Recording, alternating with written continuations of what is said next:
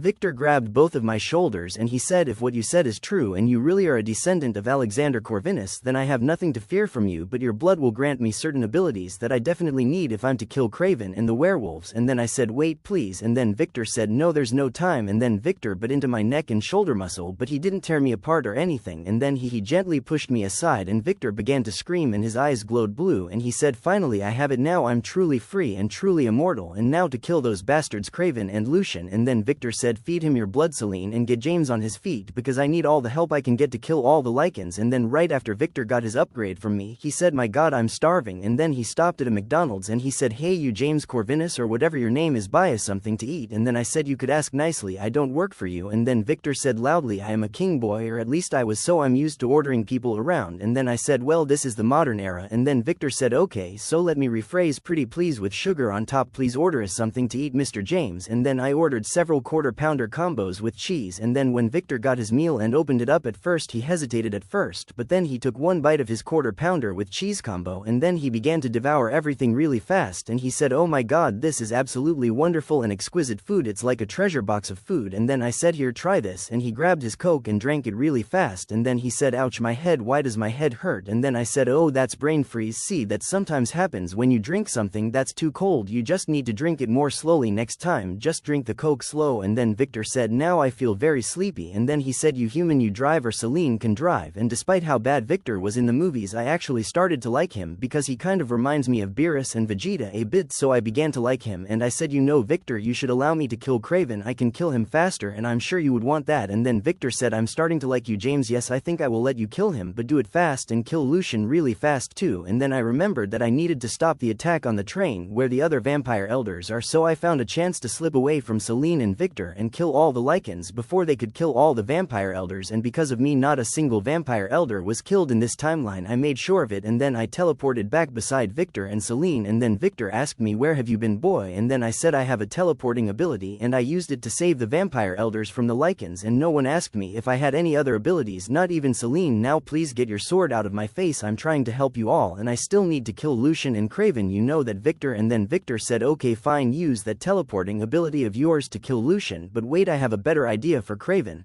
Then Victor whispered in my ear and he said, I know that you know what I did, and if you're as powerful as I think you are, you can probably even read my mind and my memories, so I need you to cut out Craven's tongue or sew his mouth shut before you bring him to me so I can kill him myself after I torture him for a little bit. And then I said okay, and then I teleported in front of Lucian and I killed him really fast, and then I teleported in front of Craven and I cut out his tongue, and then I teleported in front of Victor with Craven, and Victor said, great job James Corvinus. And then Victor said, what's the matter Craven, no more lies spewing from that treacherous tongue of yours. And Craven tried so desperately to talk, but he couldn't say anything, it was impossible. Then Victor began to slowly torture Craven, and then Victor began beating Craven to death with his bare hands, and he said, okay, we are almost done, any last words Craven? And then Craven said, fuck you Victor. And then Victor said, you have a foul mouth, let's deal with that, shall we? And Victor told me to pull out his fangs and I did, and then Victor cut off Craven's head. He said, stick his head on a pike as a warning to all the others that try and challenge me, and we will set it outside my house so all can see what happens to traitors. And then Victor said, boy, come here, since you are of the royal bloodline of Alexander Corvinus, you will marry Celine because you are worthy. And then Victor asked Celine, does this please you? And Celine said, yes sir. And then Celine smiled warmly, and some time later Celine got pregnant and had my child, and she is a girl and we named her Eve. And Victor said, fascinating.